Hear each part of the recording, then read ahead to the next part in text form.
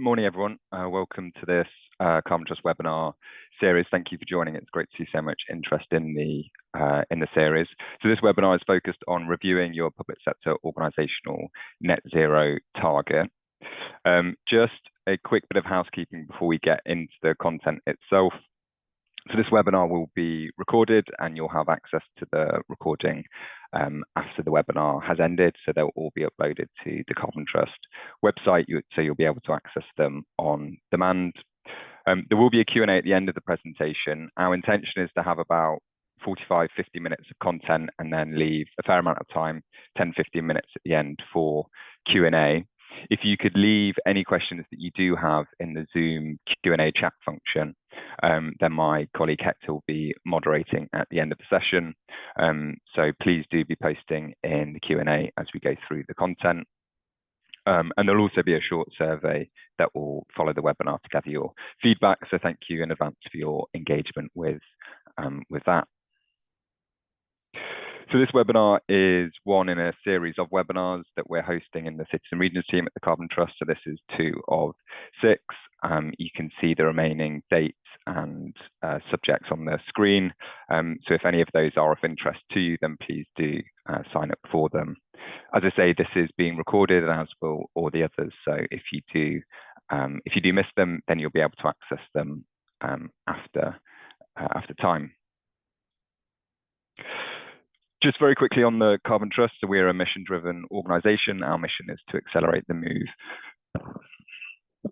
to a decarbonised future. We have about 400 experts working across a range of sectors and activities placed across the globe. This webinar is brought to you by the Cities and Regions team, which provides support exclusively for public sector organisations. So across a range of activities from development and implementation support with local renewable energy projects all the way through to policy and strategy advice, which is where this webinar is best positioned. I'm delighted to be hosting today. So my name's Oliver Patrick, or Ollie. I'm a manager in the Cities and Regions team at the Carbon Trust. I've been in the team since about 2018. So I've been working with clients throughout that period and supporting organisations on their net zero journeys in a time that has changed quite a lot, which we'll see in this session. So I'm joined by 2 colleagues who you'll hear later in the presentation, so Claire and Maddie. I'll let them introduce themselves quickly. So Claire. Thanks, Ollie. Yes, good morning, everyone, and thank you for joining. So my name is Claire Taylor, and I'm a senior associate at the Carbon Trust. So I sit in our science-based target and net zero teams, and I work predominantly with corporates and businesses and supporting them set their science-based targets and net zero targets. So I will be supporting on this webinar to go over the best practice guidance and criteria and bring that corporate business angle to what can be used for organisations. Thank you, Claire. Thanks, Claire. I'm Maddie. I'm an analyst in the Cities and Regions team at the Carbon Trust. I've been there for about a year, working with Ollie in supporting public sector organisations. And prior to that, I worked in a local authority as a sustainability officer. Great. Thank you, Claire. Thank you, Maddie. So as you know, this webinar is around reviewing your public sector organisational net zero target. Just to kick things off, it would be useful to get your perspectives on your own experience of reviewing your organisation's net zero target, and I guess whether you've done it, whether you have plans to, if you have already reviewed it and decided to retain it without changes, or if you've reviewed it and have since updated your target based on the review. So there are 4 options. There should be a poll coming up around now. And whilst that poll is live, I'll just take you through some context and I guess where this webinar was, kind of the origins of it. So hopefully you're all seeing that poll come up now. But really, this webinar has been born out a lot of conversations that we're having in projects around target setting and really the question of what net zero means. And for the majority of our clients, local authority or otherwise, the origin of that conversation is at about the turn of the decade and the acknowledgement of the climate emergency by a lot of public bodies. And with those came increasing ambition regarding organisational decarbonisation and the setting of ambitious decarbonisation targets at an organisational level. So you can see on the screen the graph of, I guess, the uprise in climate emergency declarations, and with that, where there was a target set, what year that target was set for. And targets do vary, but most commonly what we see is that 2030 is the target date for a lot of organizations, and most commonly that is a net zero target. So in a lot of the engagements that we're having, the organizations that we're working with have a 2030 net zero target. As I say, that does vary, but that is the majority. So if we look back a little bit and see what was brought on or brought about that increase, a lot of it stemmed with the Paris Agreement in 2015 and subsequently the IPCC special report on global warming of 1.5 degrees, which was really a seminal report outlining the extent of climate-related risks and the requirement for the economy and and sectors to move towards net zero by 2050. And on the back of that report, there was a lot of heightened public awareness and activism. A lot of it was aimed at private sector and corporations, but also a heavy amount aimed at public sector institutions and bodies. And in response to that, as you can see in the middle of that period of heightened activism and engagement by the public, it stemmed these climate emergencies. Now, whilst important, I guess of particular relevance to this section is not what happened before the climate emergencies, but what's happened afterwards. And namely, the development of a lot of significant standards and frameworks related to target setting and net zero, some of which are represented on the slide here. And you may be familiar with some to varying degrees, but you have the Science-Based Target Initiative, or the SBTI, Oxford Principles for Net Zero Aligned Offsetting, and more recently, guidelines and standards released by ISO.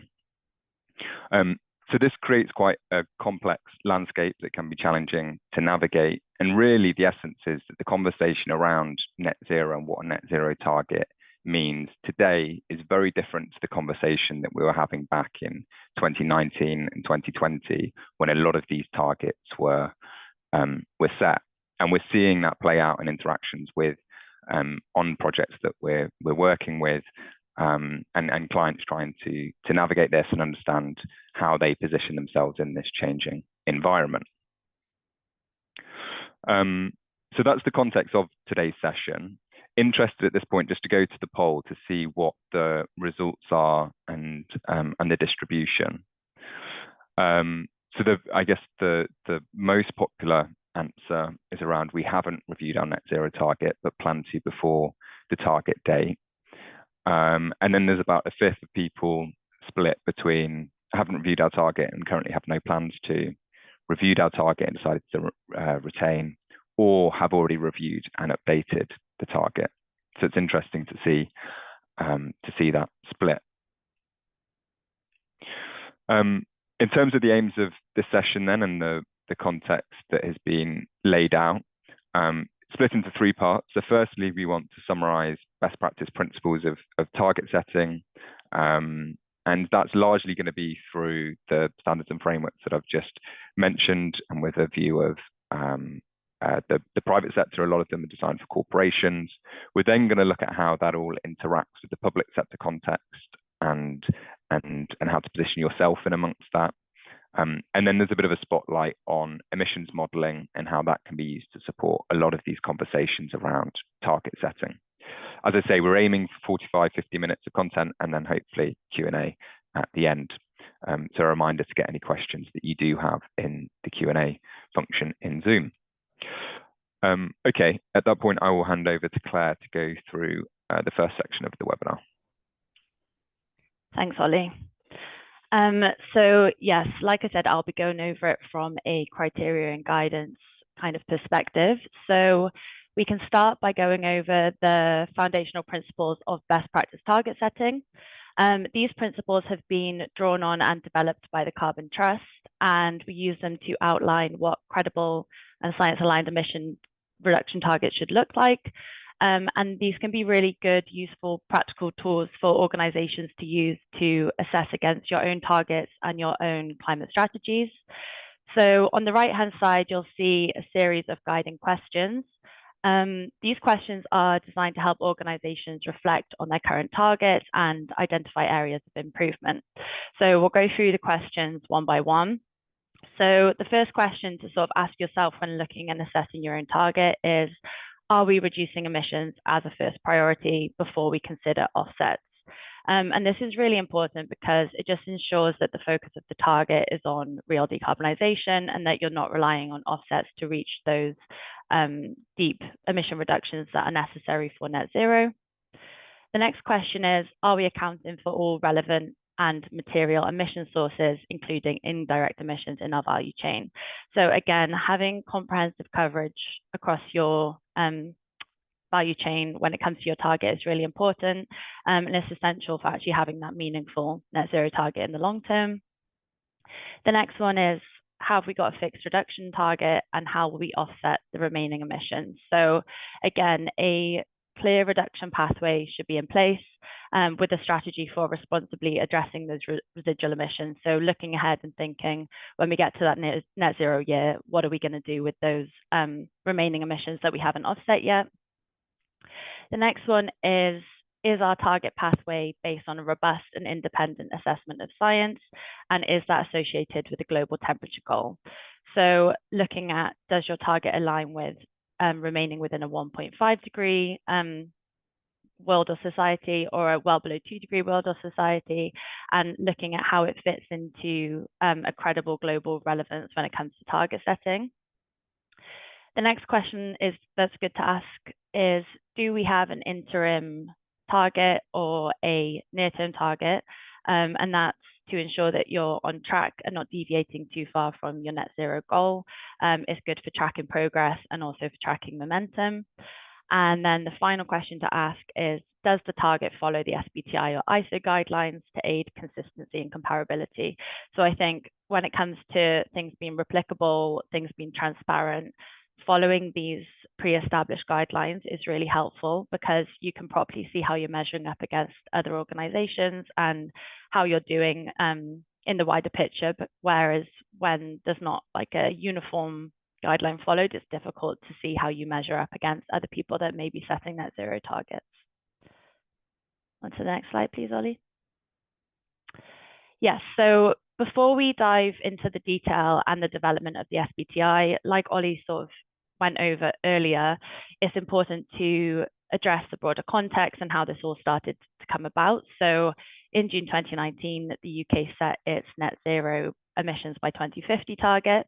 And that target set put significant pressure on both the private and the public sector, and put the pressure for those organizations to align their strategies with that national goal and develop their own net zero targets in response. So against that backdrop, these criteria and guidances started to develop. So the SBTi began to develop its net zero standard, which aimed to kind of provide clear science-based frameworks for corporates to use. So in September 2020, the Net Zero Foundations launched. Then there was a period of about a year where the draft was released. There was a few rounds of public consultations where the drafts were looked at. They were considered by people that would use them and feedback was given. And then in November 2021, the SBTi launched its first corporate net zero standard. That corporate net zero standard is what we've been using from 2021 till now. We are now entering another period of change because the SBTi has actually released the first draft of the Net Zero Standard version 2. That's now in development and is expected to be released in 2027.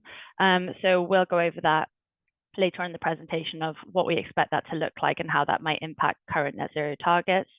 But it sort of highlights how the SBTi continued to respond to the growing global challenges and the different national pressures that we're continuing to see, and they will continue to develop the net zero frameworks to ensure that they're always consistent with the latest climate science. Next slide, please.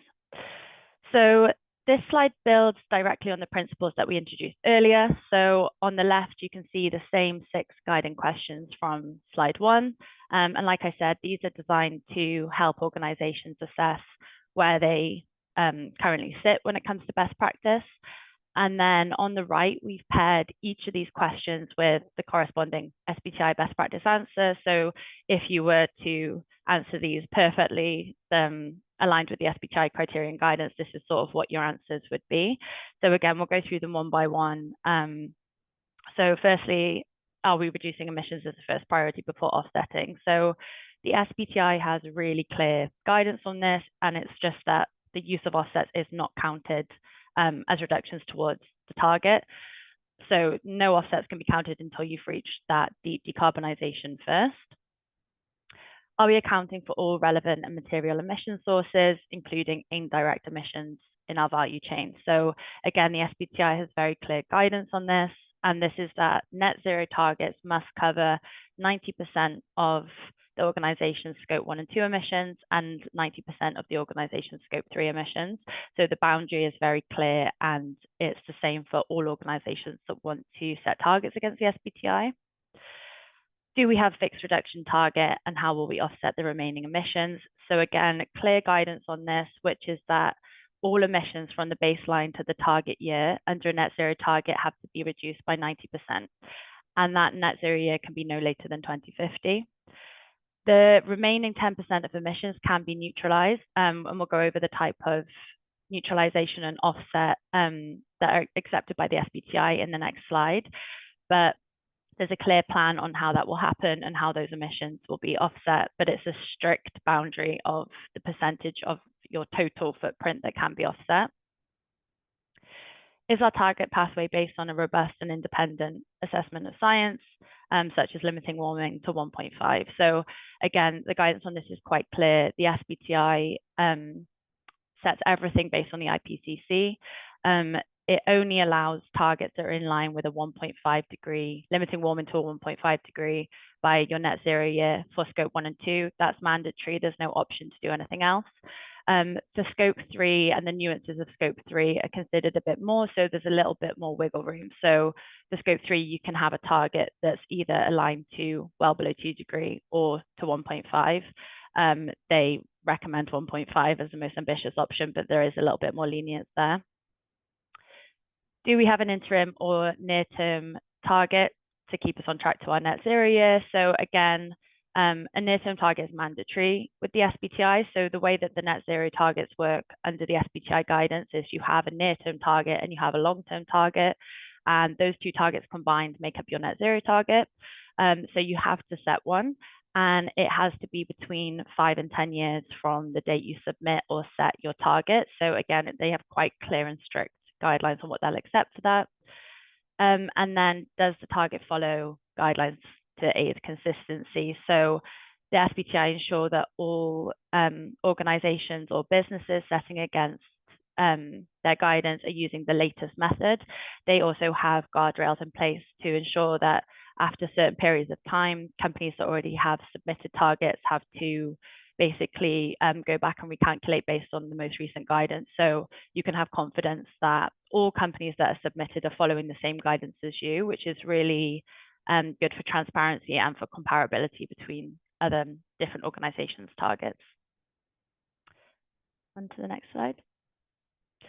So like I said, the SBTi are quite strict on what they'll accept for neutralizing or offsetting those remaining emissions in your net zero year. So this slide goes over the 5 types of offsets that are available. So it's split out into avoided emission offsets, emission reduction offsets, and greenhouse gas removal offsets. And then we further split it out into nature-based solutions and engineered solutions. So as you can see, avoided emission offsets and emission reduction offsets are not accepted into the SBTi. The only thing they'll accept for you to offset in your net zero year is a greenhouse gas removal offset. So they will accept either a nature-based solution or engineered solutions. So as you can see, that can be things like afforestation and soil carbon enhancement. It can also be things like direct air carbon capture and storage, so DACs, and bioenergy carbon capture and storage, so BECCS. And that's all that they will allow. You have to be quite clear on what you'll actually use to offset in your net zero year, and you can't use them until you've reached that net zero year. So that's the other thing to just be clear about when you're thinking about offsets when it comes to the SBTi guidance. Then on to the last slide. So like I said, the SBTi corporate net zero standard is currently in a phase of transition and development. So we do expect version 2 to be released in 2027. The draft has been released and is very lengthy, but we have pulled out some of the key things that we think are likely to change when that draft is released, and some of the things that are probably relevant or interesting for public sector organizations. So the first one is separate targets for each scope. So at the moment, the SBTi requires you to have a separate target for scope 1 and 2, and then another target for your scope 3. They're looking to change that into having a separate target for scope 1, scope 2, and scope 3, with them all following independent target pathways. The other thing they're looking to bring in is climate action planning. So at the moment, the way things stand is you can submit and validate a target without actually giving in any information on really how you plan to get there. They're looking to change this, whereas when you submit your target, you also have to submit a climate action plan that just outlines like roughly how you think you're actually going to meet your target to make the target more credible. They're looking to change things around assurance and transparency. So that'll be things like having the baseline footprint verified, for example, against particular standards, whereas currently it just has to be a GHG protocol aligned footprint. And then considerations around the gap to target. So how they expect that gap to target and those residual emissions to be treated. They're looking into that and what might be accepted going forward for actually looking at residual emissions. That being said, and I know it seems like there might be a lot of change, and that can be quite intimidating and overwhelming when you're committing to something as big as a target. There are fundamental things within these frameworks that are really likely to stay the same and probably will never change. So that's things like the pathways being in line with limiting global warming to 1.5. The interim milestone targets will remain mandatory. So the SBTi will always require you to have the near-term target along with your long-term target. Transparency and regular reporting is prioritized. So under the SBTi, that's things like the baseline being recalculated if significant changes happen, or if significant changes happen to your organization or your business, at least letting the SBTi know so they know if your publicly committed target is transparent and is up to date. The targets covering all scopes and emission sources, and reductions being prioritized over removals and offsets being closely monitored, with only specific offsets being accepted. So yeah, that's currently what's sort of clear that's going to be in the draft, but we will monitor the draft closely and continue to release information of how these net zero standards might change. I think I'm now passing over to Maddie. Thank you, Claire. So I'll be speaking a little bit about the public sector approach to SBTi and these sort of guidance and frameworks. As discussed, SBTi guidance is very well recognised as best practice, and it provides a common understanding of net zero for different organisations to work towards. However, it was and is designed for corporations, not public sector organisations. And there are several key considerations that come up in our conversations with public sector clients who are wrestling with how best to integrate these best practice principles into their target setting. Next slide, please, Ollie. So the most obvious consideration is that public sector entities can't be accredited by SBTi, though you can be aligned to science-based targets to help ensure the sort of credibility and consistency. There are considerations around governance arrangements with public sector organisations, particularly where you share services such as HR or legal or IT. There is potential for target misalignment between different organisations, and so achieving decarbonisation targets where these arrangements exist will require compromise and collaboration. Furthermore, you have the impact of devolution and local government reorganisation coming down the line. There are likely to be situations where multiple district councils and county councils will have differing net zero organisational targets and are being combined under a unitary authority, and we'll need to find a single new net zero target that works for them all. There's particularly concerns around mission and values alignment for offsetting. So unlike private companies that can pursue offsets on the international voluntary carbon market, public sector bodies need to ensure that their offsetting strategies reflect their public service ethos. It would be particularly inappropriate, for example, for local authorities to be seen to be spending money on an afforestation project outside of the region they govern in. Therefore, offsetting projects are likely to be far more resource intensive for public sector organisations.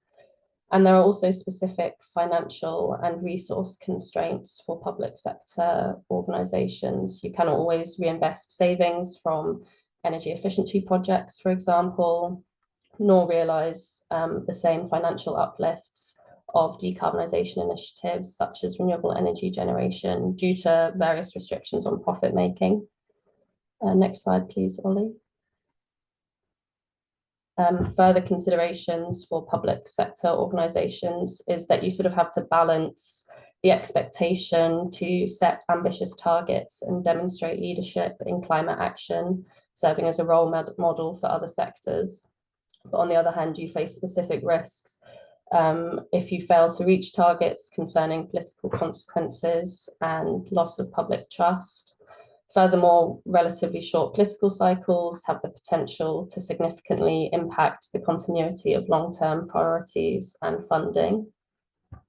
There are also strict regulations for public sector organisations on procurement that can limit flexibility in choosing lower carbon services and goods.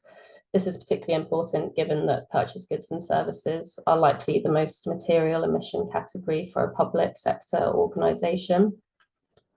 And finally, you do have competing priorities, unlike the private sector, regarding organisational decarbonisation and area-wide, particularly when resource can often be quite stretched. You might find yourselves having to make trade-offs between where you focus your attention. Next slide, please, Ollie. So these are all valid reasons for why public sector organisations should chart a different course to private sector organisations.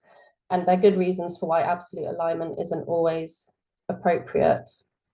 That being said, in order to balance ambition with credibility, we do believe that it is best to use frameworks such as the SBTI to anchor your net zero commitments in a robust methodology and shared understanding. And you can be very open that these frameworks do change and that your target can change with them. Understanding, furthermore, how your target compares with these recognised standards will help maintain credibility and guard against greenwashing. And being transparent about what that target is, clearly disclosing the emissions category included in your target, whether it's just scope 1 and 2 or whether it's also includes various scope 3 categories, and specifying the percentage reduction that you are pursuing with your net zero target helps promote transparency. And then when you have this well-defined science-aligned target, that helps foster clear communication with internal and external stakeholders. So being clear about what your net zero target is, how it compares with standards, and why it works for your organisation will help avoid overly extensive conversations and discussions internally around this terminology of when you will or won't hit net zero as an organisation, which can detract from meaningful decarbonisation initiatives. Next slide, please, Ollie. So we are beginning to see some local authority and public sector organisations review their net zero targets and then publicly revise them. And in the poll earlier, I think there was 20% of you that said that you had already reviewed your net zero target. We have 2 councils just on the screen, Dumfries and Galloway, and Suffolk Council that have publicly pushed back their net zero target. The Environment Agency has also publicly revised their net zero target, and we'd recommend that you go and read their press release on this decision. They originally committed to a net zero target that they defined as reducing their carbon emissions by 45% by 2030 and offsetting the remaining 55%. But in this review process, they communicated very clearly that one of the reasons for setting a new net zero target was that the science around net zero has evolved and that there is a revised SBTi net zero definition that specifies the 90% reduction in emissions and 10% offsetting. So we'd definitely recommend that you read it as a good example. And we didn't work with these organisations, by the way, but it's very interesting to see. Next slide, please, Ollie. So those three examples, they all just pushed back their overall net zero target date. And there are a couple possible routes for revising your net zero target that we are seeing. The first is to push back the overall target date. And this allows for a realistic trajectory based on your organization's capabilities and resources. It also ensures the integrity by aligning with updated baselines, revised emissions data, and updated standards. The only con, I suppose, there is the ensuring the clear communication to avoid perceptions of reduced ambition. And this is where, again, that EA example was really good in terms of how it communicated the new net zero target, because it specified that the ambition, the substance of the net zero target, which is the emissions reduction, remained the same. They were still aiming for a 45% reduction by 2030. It's just that the definition of what that is has changed to help prevent greenwashing, essentially. The second route that we're seeing more is the splitting out of your target by emission scope. So this will most likely be setting a more ambitious target for your scope 1 and 2 emissions, and then establishing a separate longer term target for scope 3. And this then reflects the differing levels of control and influence over each emissions category. And there are two really good examples of this. NHS England has a split out net zero target. So they have a target to reach net zero for their scope 1 and 2, their operational emissions, by 2040. And they define that as an 80% reduction. And then for the emissions that they influence, so their scope 3, they have a target to reach net zero by 2045, which is again an 80% reduction. And they're very clear about what is included in those different targets and what the emission reduction being pursued is. A second option is, or a second example is the pensions regulator. So they have a 2030 net zero goal, delivering a minimum 90% reduction against scope 1 and 2 and elements of scope 3.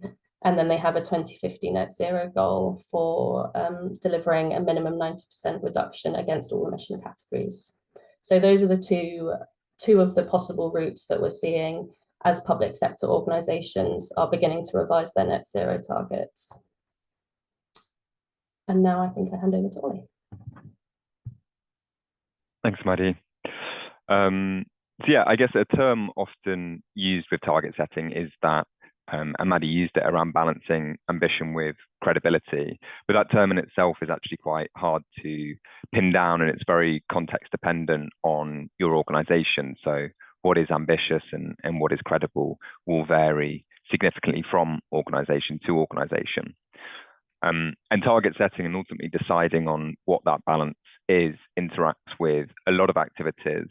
But we wanted to shine a bit of a light on emissions modelling as a tool to unpick some of the complexity and to support internal conversations around target setting and what should the target be, but also in external conversations and communications with stakeholders. So we've got a few slides just zooming in a bit on emissions modelling in itself, but hopefully it will be clear the interactions of it to the wider target setting conversation. Now, in simple terms, going out into the future, two things will impact your emissions. So how much you consume and the emissions intensity of what you consume.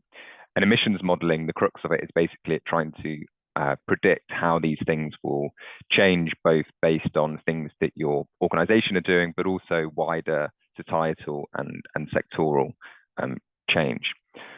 So I'm going to go through a couple of steps into how it can be used and support target setting decision making.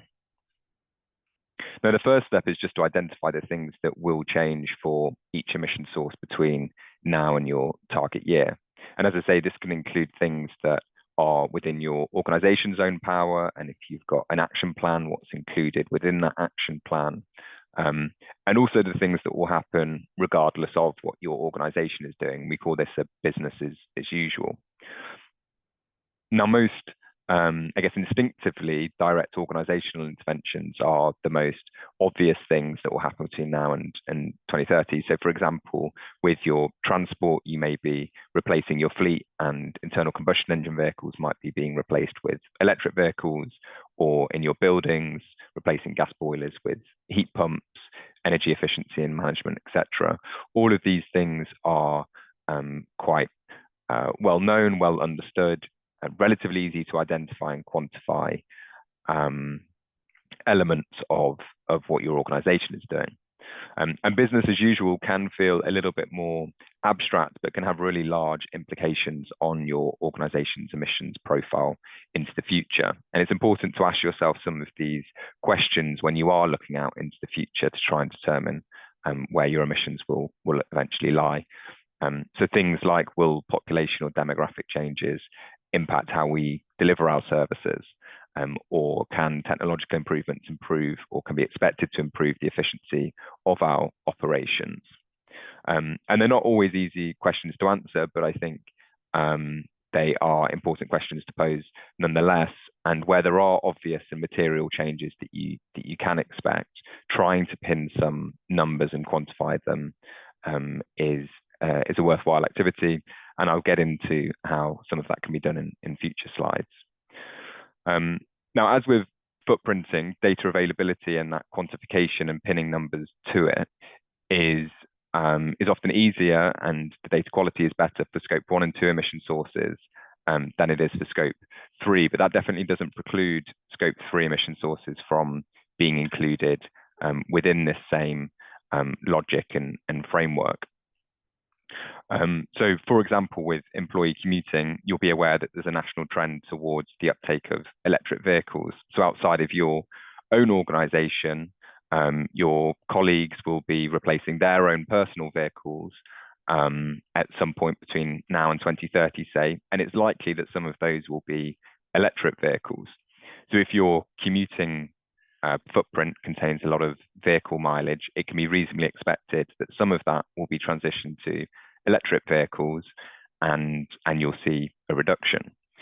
Likewise, with business travel, there are things happening outside of your organization, like the uptake of sustainable aviation fuel that will reduce the emissions intensity of air travel, such that 10,000 miles in 2030 or 2040 maybe will be less than 10,000 miles in for today. On the other side, there are also things that you can do as an organization for those scope 3 emission sources that can influence and impact some of those trends that we are seeing. So with employee commuting, for example, you can provide facilities and support. So whether that's you could have a salary sacrifice scheme for electric vehicles, or you could have charge points installed in your car park, which you could reasonably say would promote or accelerate the uptake of electric vehicles potentially quicker than the national average. Likewise, with business travel, you could put in place updated policies and procedures to reduce the overall flight mileage, for example. So these are all important considerations. An incredibly important consideration of business as usual, which I didn't mention, but go into detail in more slides, is around national grid decarbonisation. And this really is the driving force behind a lot of decarbonisation efforts. And in effect, it's due to electricity being supplied at a regional and national level by an increasing share of renewables. The emissions associated with your electricity consumption have already decreased substantially in the last 10, 15 years, and they'll continue to reduce out to 2030 and beyond. So really the key here is the more consumption that you can shift to electricity from an emissions standpoint, the better, in that you'll be able to ride this decrease in emissions intensity of electricity. And even if your consumption were to stay the same or increase, your emissions will ultimately be coming down because of how clean the national electricity grid is becoming. There are various projections out there for what the national grid will do. We like to use the future energy scenarios published by the NESO, National Energy System Operator. It's updated annually. It's a very robust and credible source, which is widely recognized. And it also presents a range of scenarios rather than just having a single scenario, which can be useful to determine the impact of potentially different scenarios.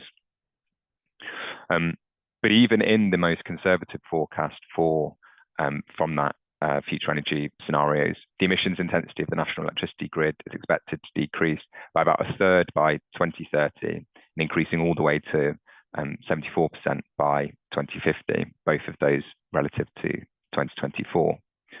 And you can apply that trend to recently reported emission figures. So the emission figures in the 2024 column are taken from the UK government. So these are the DESNZ published figures, which a lot of you will be familiar with. And you can take the percentage year on year out, so 25 to 24, 26 to 25, etc. So that you can map out to 2030 what you expect the carbon intensity of electricity to be out in 2030. And you'll notice that whilst electricity benefits from this reduction in emissions intensity, physical properties of your kind of natural gas and liquid fuels like diesel, gas oil, kerosene, etc., they will remain the same regardless of what happens. So the consumption, or the only way to reduce emissions rather, is to reduce your physical consumption. The emissions intensity is just a physical property of the fuel. As I say, the decarbonisation of the national grid isn't the only thing that will impact your emissions or that you can map out to 2030, and there are other trends that can be considered. I mentioned the uptake of electric vehicles earlier, and this will impact your the emissions intensity of commuting and business travel. So kilograms CO2 per mile can be expected to reduce as your colleagues increase or adopt electric vehicles. There are other technologies also being adopted at the same time that can have an impact. So for example, heat pumps. If you're accounting for home working within your emissions boundary, and that's included with your target, which we're seeing increasingly with public sector organisations, again, there will be a share of your colleagues who are replacing their heating systems between now and 2040. The current emission factor assumes that the majority of those are with gas boilers. But as you can see, there is an increase in the uptake of heat pumps, which again can reasonably assume that home working emissions will be coming down without your organisation actually doing anything. I mentioned this, I think the Climate Change Committee, they've got a really rich data set for each carbon budget that they publish. Most recently, it was the 7th carbon budget. So I recommend going into there and trying to find some, exploring how these trends can impact your own organisation. Now, business as usual is obviously important, but by definition, it will happen without action on your side. And a lot of the value from emissions modelling comes from identifying and quantifying the impact of projects and initiatives that you can implement yourself as an organisation. Now, this is closely linked to carbon reduction plans and action planning, and it may be that a lot of this information already exists for you as an organisation. But it's really about looking across your assets and activities and identifying opportunities for decarbonisation and, wherever possible, pinning numbers against them. So there's a very simple example on the slide, but again, if you're starting in 2024 and these are known consumption figures for your organisation across electricity, natural gas and diesel, it may be that you are planning to install a heat pump in 2025 at the end of this year. That will increase your electricity consumption, decrease your share of natural gas. In this scenario, hypothetical example, there's still some natural gas consumption that remains. 2027, you may have a fleet due for replacement, and that reduces all of your diesel consumption from 10,000 litres to 0. Again, if they're being replaced with electric vehicles, it will increase your electricity consumption. And then it may be, in a third example, you've actually got an expansion of a library planned. You should also account for things that will increase your emissions as well as decrease them. So in this case, it's just a case of increasing the electricity consumption, assuming that it's an all-electric building. So this is just an example, and obviously with this, benchmarks have been used assuming standard efficiencies of gas boilers and diesel vehicles, etc. But really, the higher quality data that you can get to support this analysis, the better. So if you can, if you've had energy audits conducted, for example, or a fleet assessment, using that information directly into a pathway model can be, or is advised and can be a really effective tool.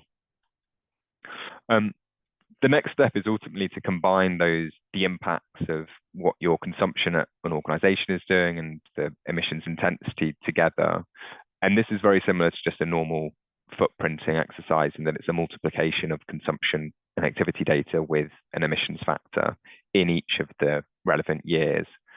So it's just a case of, for electricity, for example, 2024 emissions will be 100,000 times by 0.207. And you follow that across for each of the fuel sources.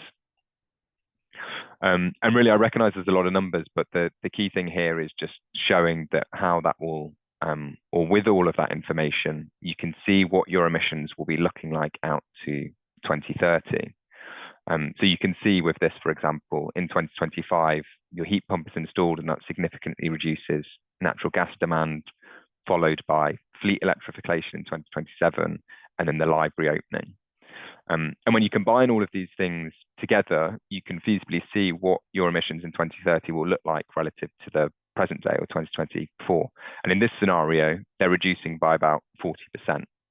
And you'll see that electricity is the lion's share of emissions in 2030. Emissions have almost doubled. It's worth pointing out that in the scenarios, because you're electrifying a lot around heating and electric vehicles, consumption has actually tripled, but because of the emissions intensity of the grid decreasing, the emissions haven't scaled proportionally.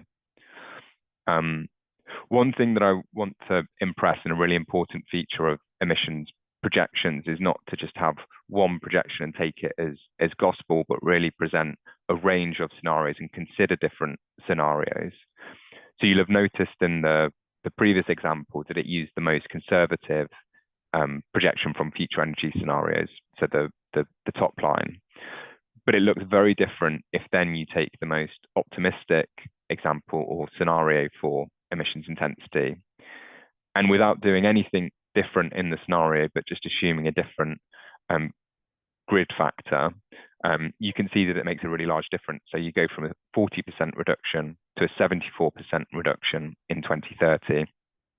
And despite electricity consumption still tripling, emissions actually half because the carbon intensity of the grid is so low.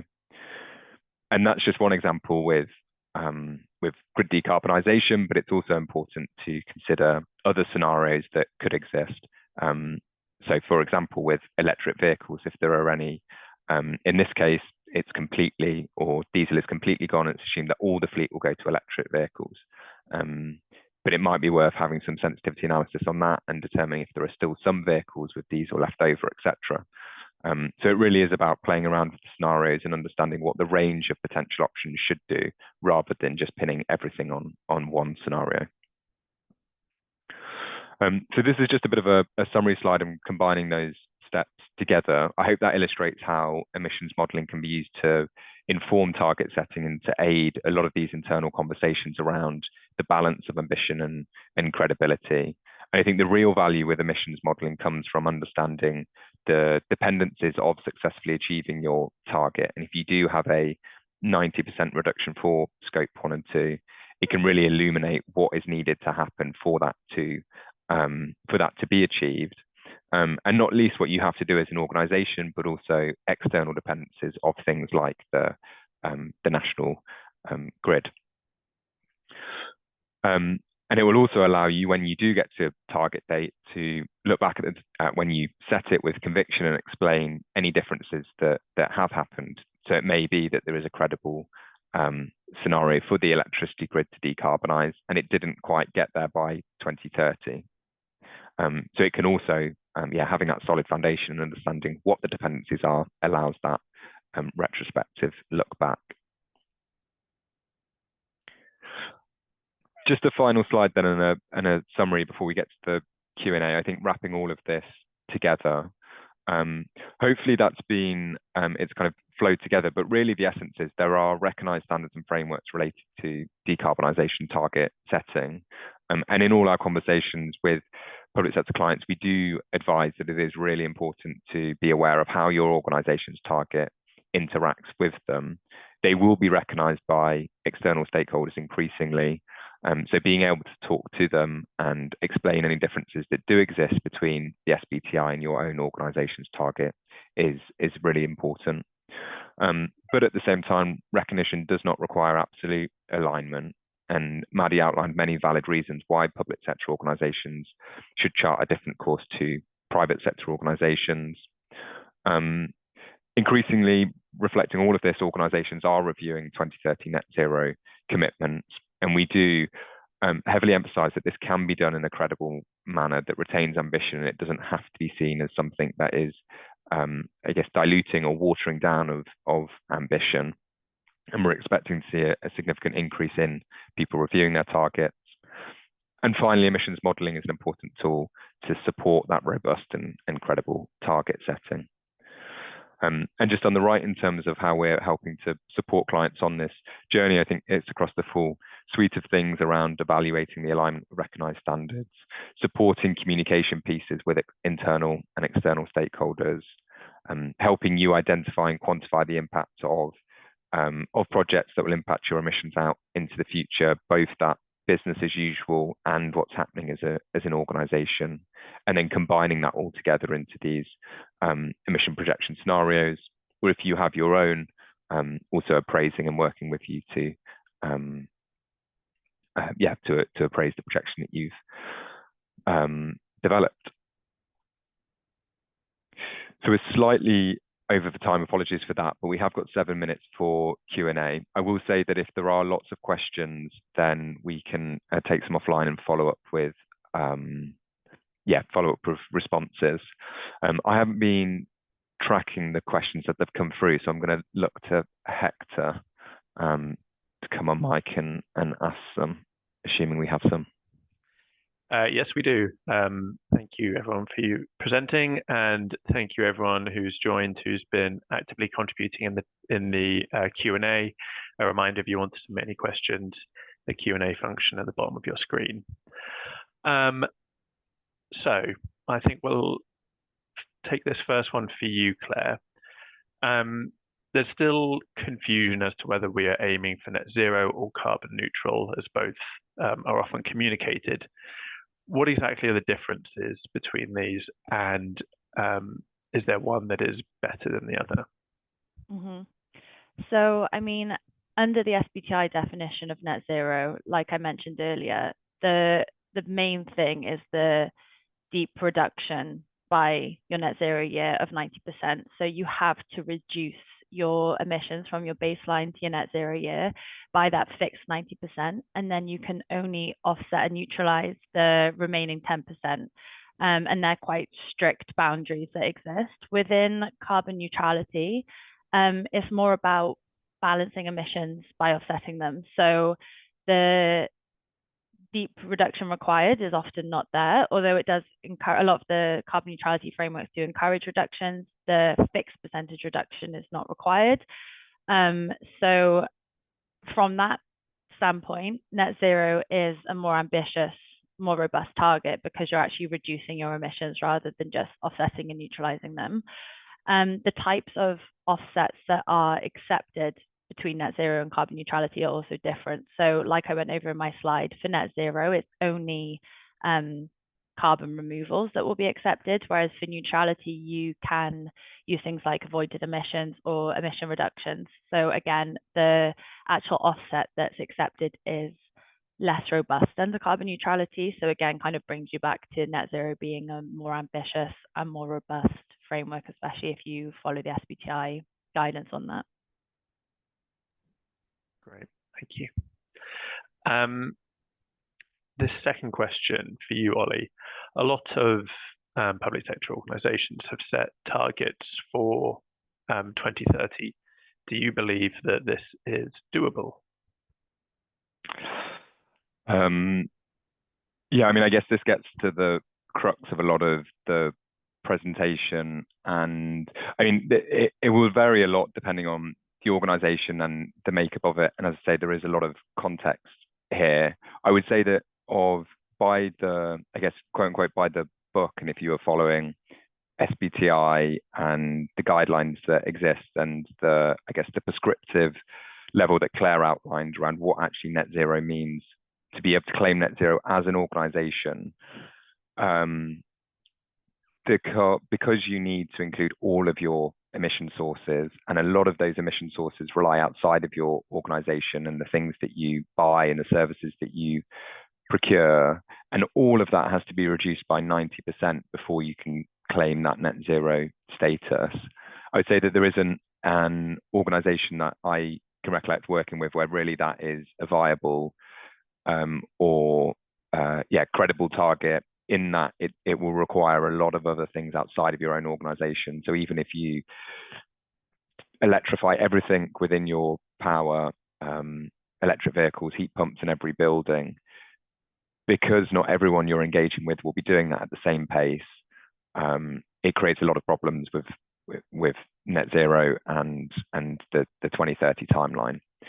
So I think by the book, and considering everything that Claire outlined with SBTi, net zero by 2030 is incredibly, stretching, borderline, not realistic. Okay, thank you. We've got a lot of questions coming in now. I'm not sure whether we will have time to answer everyone's questions, but I'll try and rattle through a few more. So this next one, I think is probably best posed for you, Maddie. With the current political landscape as it is and a general recoil from net zero, should we be calling it something different when we're communicating with the public? I think our recommendation on that would be no, we would keep calling it net zero, partly because of informing that common understanding of what it is that we are all pursuing is helpful. It helps for comparability, it helps for public education on what public sector organisations are doing. I think it's also important to keep in mind that the vast majority of the public remains supportive of net zero, sort of 65 to 70%, and we don't want to be derailed by what can be a loud minority. So we would advise that you continue to call it a net zero target, and that is what you should continue to aspire to. Great, thank you. I think we're pretty much at time there. So apologies if we didn't get round to your question. Hopefully we can tackle some of those and provide answers separately after this webinar. But thank you all for your participation, and thank you to the presenters. Ollie, I'll hand back to you if you want to close this out. Yeah, nothing more to say other than, thank you all for your engagement. You've got our contact details, the speakers on the slide, and the website, and you can connect on LinkedIn, X, whatever platform you'd use. So thank you again. I hope you enjoy the rest of your Wednesdays, and speak soon. Bye for now.